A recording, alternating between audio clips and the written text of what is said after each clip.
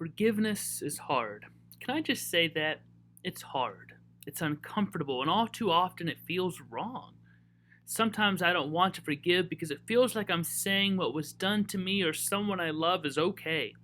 Sometimes I don't want to forgive because I want to stay in this zone of righteous indignation. Sometimes I want to rage, and sometimes I want to get to stay the victim longer. Forgiveness is hard. And yet every Sunday we pray together, "Forgive us our debts as we forgive our debtors." Forgive us our mistakes, our wrongs, our failings, as we forgive those who have wronged and failed us. Jesus always seems to be pairing God's forgiveness of us with our forgiveness of others. How can we forgive certain things, though?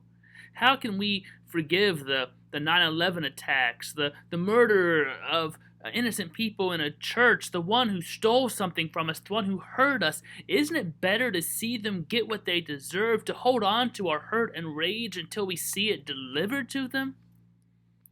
In the end, if we're not careful, we can actually absorb the worst of our enemy and on some level even become like them. It would seem that when we are sinned against, when someone else does us harm, we are in some way linked to that sin, connected to that mistreatment like a chain. And our anger, fear, or resentment doesn't free us at all. It just keeps us chained. Nadia Bowles-Weber writes, "What if forgiveness, rather than being some weak way of saying it's okay, is actually a way of wielding bolt cutters and snapping the chain that links us?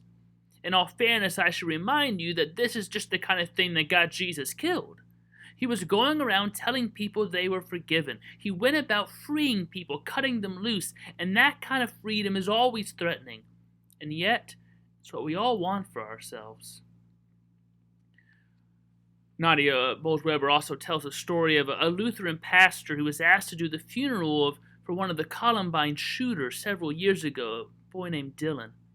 The pastor had the gall to think the promises given to Dylan by God at his baptism were more powerful than the acts of evil he committed.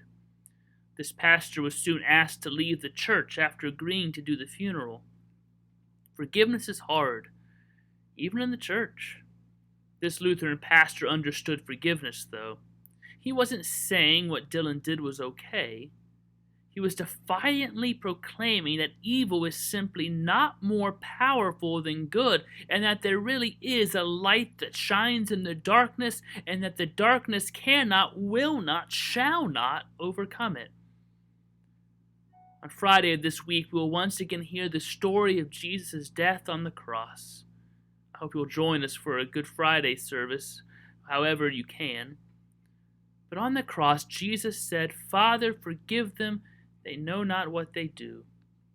He was speaking about you while dying for you, defiantly proclaiming to the grave, to the gates of hell, and to the throne of heaven that evil is simply not more powerful than good. On Good Friday, a day that is called good because of the power of forgiveness and the power that allows good to triumph over evil, every evil, who do you have the opportunity, the grace, the power to forgive as you have been forgiven?